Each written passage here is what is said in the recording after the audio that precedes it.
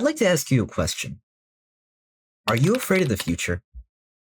If you clicked on this video, chances are the answer is some variation of yes. And if you are, let me be the first to say, welcome. Now, I'm not going to say there's anything wrong with feeling that way. I understand how you may be feeling. If you look at the world today, be it on the news or social media, things seem bleak, don't they? War, corruption, poverty, disease, pollution, climate change, economic decline, etc. The rich seem to get richer, the poor seem to get poorer, the planet's heating up and no one seems to care. It's tough to find jobs to pay, and it can feel like nothing is worth doing anymore. But what if I told you you're wrong? Not that the world doesn't have problems, but that the solutions are closer than you think. Because while I'm saying this in 2025, I could just as easily have said this 5 years ago, 10 years ago, 20, 50, or even more. Yet we're still here. You're still here, listening to me. And if you really are scared, I have some things to share with you. In return, here's the question I'd like you to keep in mind until the very end. What's the most important weapon for facing the future? You got that? Okay. Now, first, I'd like to start with a story. In 1516, Sir Thomas More invented the word Utopia when he wrote the story of the same name. He imagined, at least for the 16th century, what could be considered the ideal society. But while Utopia can be used to describe a perfect or flawless place, More created it from a pair of Greek words also meaning no place. His work was never meant to be aspirational either, and it can easily be read as a satire of the era, with Utopia's use of slavery and the supposed unquestionable nature of authority. So, one could see the term as more stating that a perfect society is inherently fictional, but you could also make the argument for the word derived from it, dystopia. This word gets thrown around a lot, but it's important to remember that it was invented as a literary device. You can probably think of a lot of examples of dystopias. 1984, Brave New World, Cyberpunk, Warhammer 40,000. A dystopia is not just a bad society. It's not just a society that has problems. It's one that is completely terrible, inescapable, and undefeatable. And that is every bit as fictional as a perfect paradise. I say all this because the human brain has a natural negativity bias. It's an evolutionary tool that used to help us survive when we were hunter-gatherers, but now it's become more of a hindrance than anything. Yes, you should have a healthy sense of skepticism in your daily life. Yes, it's important not to believe every single thing told to you, especially for things that sound too good to be true. But that should not lead you to distrusting everyone, being suspicious of any act of kindness, or viewing the future only in pessimistic terms. The first step toward facing the future is confronting your own negativity bias. And you can do this by changing the language you use to describe yourself and the world. But you might say, okay, I can do that, but things are still terrible right now, and they're just getting worse. To that I ask, are they? For one example, let's look at crime. See, despite what certain politicians would have you believe, crime is going down. There's an ongoing phenomenon known as the crime drop, where violent crime has been on a fairly steady decline, falling over 90% in the last 30 years alone. In the United States, the homicide rate between the last quarters of 2024 and 2025 fell by 17%. There have been outliers, such as an uptick during the pandemic, but this is an anomaly. And the crime drop is part of a larger decline in violence of all kinds, from domestic to burglary, and even bullying. There's no one single answer as to why. This can be attributed to an increase in security, education, healthcare, socioeconomic improvements, civil rights, removing lead from gasoline, among many others. This doesn't mean that crime is no longer an issue, of course. Latin America still sees a lot of spikes in violent crime, with little data available for Africa or Oceania. But even then, international declines in crime are happening, and they will likely continue. We see no reason for this drop in crime to stop. Opposition to the death penalty is also gaining more momentum. As of December 31st, 2024, Zimbabwe was the latest in 110 countries that have abolished the death penalty completely, with another 9 that only have it under exceptional circumstances, and 23 that haven't used it in the last decade. This means that 73% of the world's nations are officially or unofficially abandoning the use of capital punishment. a number that will also likely grow in the future. And contrary to popular belief, death row actually costs taxpayers more money than a life sentence for criminals, not less. Factors such as the legal fees, pretrial costs, jury selection, the trial itself, incarceration, and the number of appeals that have to be made to ensure that the inmate is actually 100% for sure confirmed guilty, all during waiting periods that can potentially last decades. All that can add up to costs of over 10 times more than non-death penalty cases. And if it's later found that the inmate was actually innocent, you can't undo that mistake. With life sentences, these cost less to maintain, and there is always the chance that they can be freed if new evidence is uncovered. Everyone benefits, and we're seeing more and more of that now. Here's a morbid question. If you had to guess, how many children didn't live to see their 6th birthday this year? And how much of that has changed in the last century? In the US, that's fallen from 8% in 1934 to 0.65% in 2023. India saw its highest spike in 1918 at over 43%, and now it's fallen to 2%. And if you go back even further in history, losing young children becomes the norm, not the exception. And in many cases, the solutions have been surprisingly easy. Here's another example for you. In 2005, in the slums of Karachi, Pakistan, there was a study done to analyze the impact of no sanitation system and how to fix it. There was disease, high infant mortality, and childhood illnesses. The obvious long-term solution would be a total infrastructure change, including a proper sewer system. But do you know what the short-term solution was? Soap. Seriously. By teaching people how to get the most out of a bar of soap, how long to wash their hands, and the best ways to use it, this cut rates of skin infection down by 34%, pneumonia by 50%, and severe diarrhea by 53%.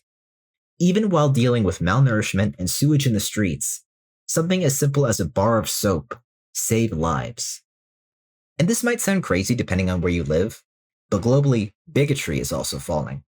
Here in the US, less than half of American adults supported interracial relationships in 1991. By 2021, that had risen to 94%.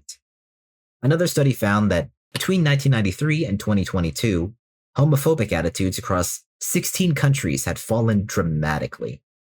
From more than half of some countries saying it could never be justified, these have fallen from less than a quarter to nearly zero in others. Of course, this doesn't mean we don't still face serious issues regarding prejudice, and some countries have seen the opposite happen. But these numbers prove that serious changes can be made, and these attitudes can and have reversed, even after seemingly upward ticks. But you might say, okay, but does this even matter? What about climate change? Well, what if I told you that climate change wasn't the unstoppable doomsday we've all been told it is? Firstly, let's get serious for a second. Climate change is real. We have considerable evidence that it's real, from increasing atmospheric levels of carbon dioxide to changes in the thickness of ice sheets analyzed by satellites. We have tools, we can measure it, and ad hoc comparisons to past warming events are red herrings at best. Those who don't believe in it are being willfully ignorant and ignoring the data. But it's neither unsolvable nor does nobody care. Quite the contrary, actually. A study done this year found that 80 to 89% of the world's population support stronger policies on climate change. But they vastly underestimate how many others share this view. This is called the perception gap. The same study found that 70% of people across 4 countries would be willing to donate a full 1% of their income annually to help with the cause. As this becomes more and more well-known, more and more people are taking a stand and contributing to projects designed to fight back against the problem. This includes everything from concrete that grows stronger by absorbing CO2 from the air, to less intensive means of manufacturing, to the increased support for renewable energies like nuclear and solar, to massive leaps forward in technology. This might sound unbelievable, but in April 2025, the US saw 50.8% of its electricity produced by renewables. That wasn't just driven by state policy, but simply increasing efficiency as well.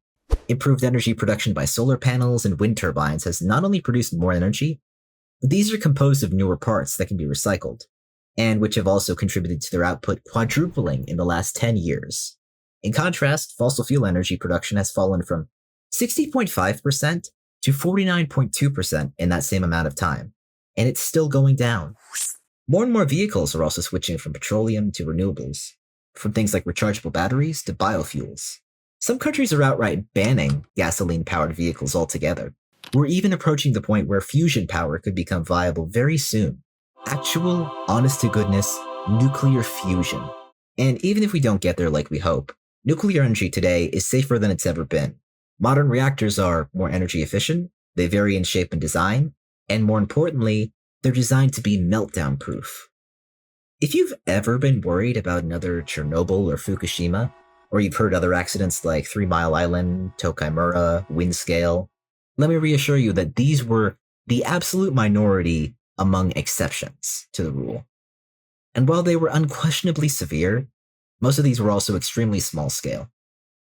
Accidents like these were not the inevitable result of nuclear energy being inherently unsafe, but from unsafe, often corner-cutting practices from those in charge of managing it.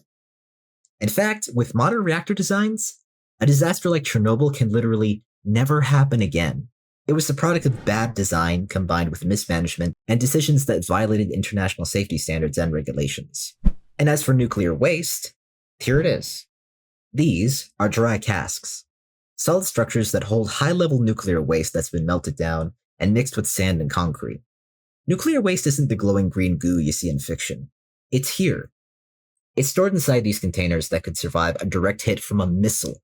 And in the entire history of nuclear energy, there has never been a leak from a dry cask.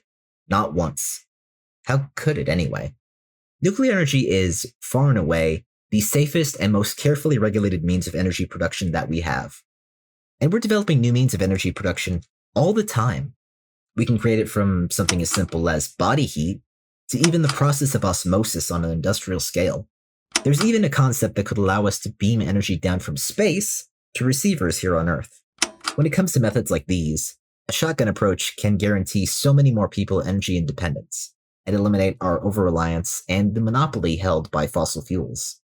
Even oil-exporting nations have recognized that fossil fuels aren't long for this world, and are trying to diversify as much as possible.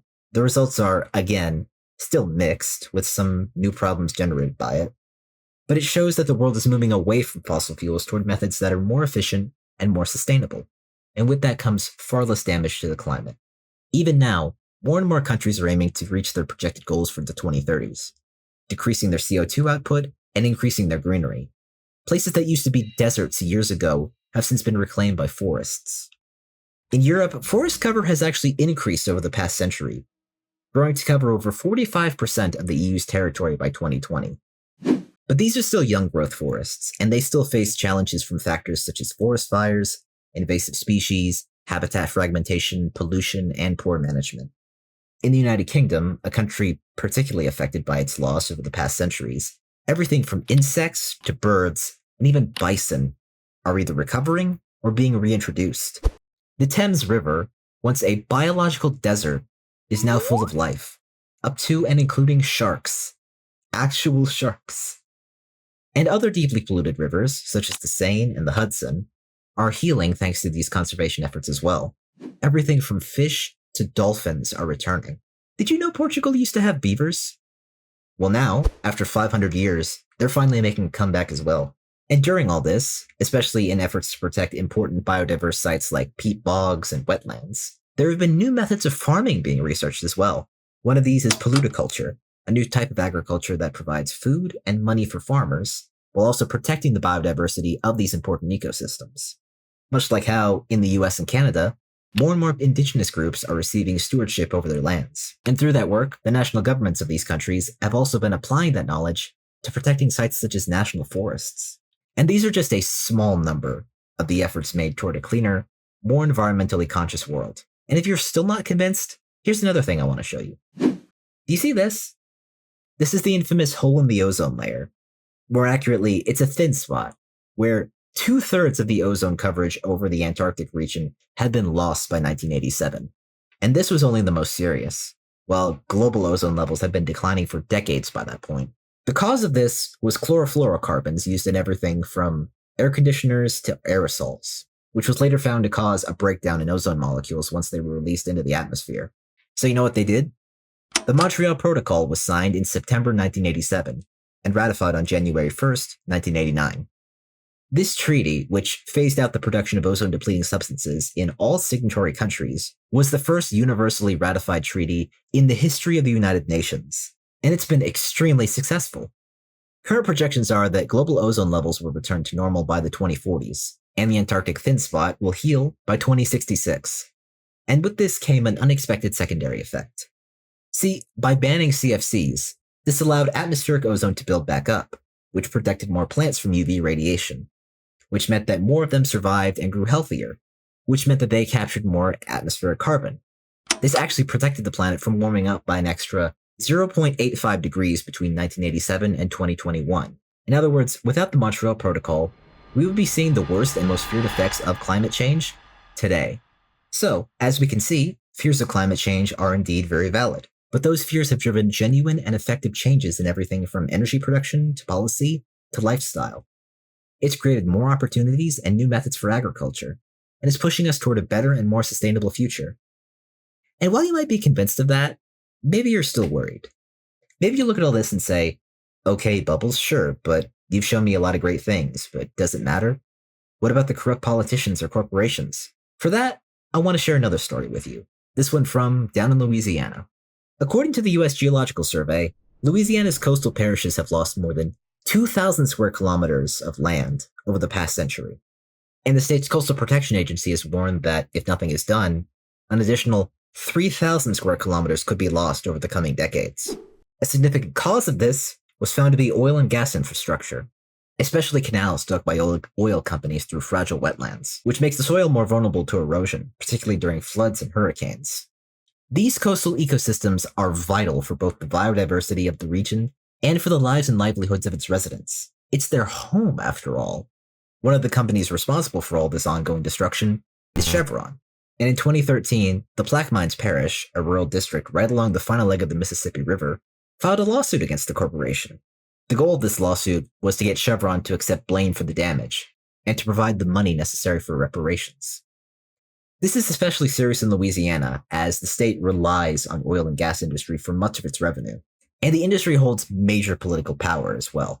In fact, at one point, oil companies attempted to lobby for legislation to invalidate these claims, which thankfully failed. And yet, despite the state government relying on these companies and the resources at Chevron's disposal, the courts ruled in favor of the parish in April 2025.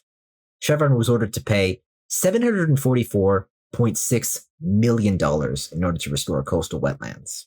Now, while this is short of the $2.6 billion that was demanded in damages, it shows that no, big companies like Chevron are not immune to litigation, and they can be forced to take responsibility for the damage they cause to the environment. Plaquemines has another 20 lawsuits pending against other oil companies in the region, which will hopefully ensure that they'll get the amount they demanded initially. And this helps to set a precedent for corporate accountability. Likewise, in Ecuador, the Inter-American Court of Human Rights ruled that uncontacted tribes in the Amazon rainforest have the right to remain in voluntary isolation, and their territories are legally protected from oil companies, logging, and mining. This was something that Ecuadorians had voted for in a 2023 referendum, which was fully enforced in this case. And recently, the organization Earth Justice sued the current administration. This was over their recent attempt to illegally open the world's largest and most pristine marine protected area open to commercial and industrial fishing. And they won. This ensured that almost 500,000 square kilometers of marine ecosystems will remain untouched, a region that's home to endangered sharks, seabirds, and coral reefs. And this case also upheld the cultural importance of the region for Pacific natives. This completely flies in the face of the myth that marine protected areas don't work. In fact, these MPAs have seen a massive surge in biodiversity where protection is at its strongest.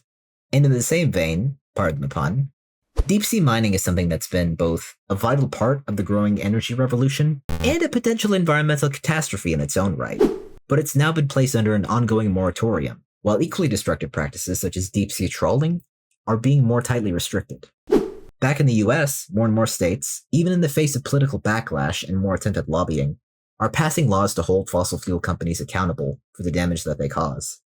Texas took ExxonMobil to court over 16,000 violations of the Clean Air Act at Baytown Refinery, which was one of the largest rulings ever upheld by the Supreme Court in the US.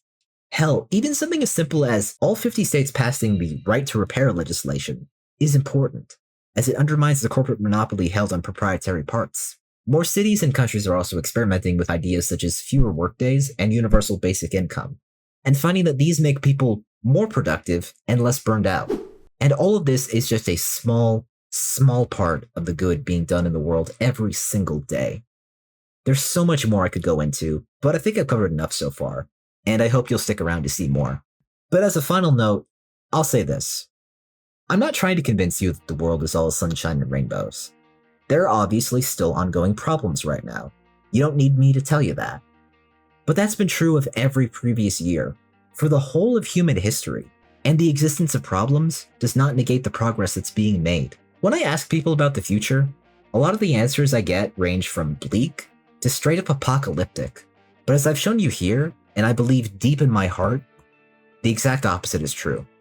Remember when I asked what's the most important weapon for facing the future?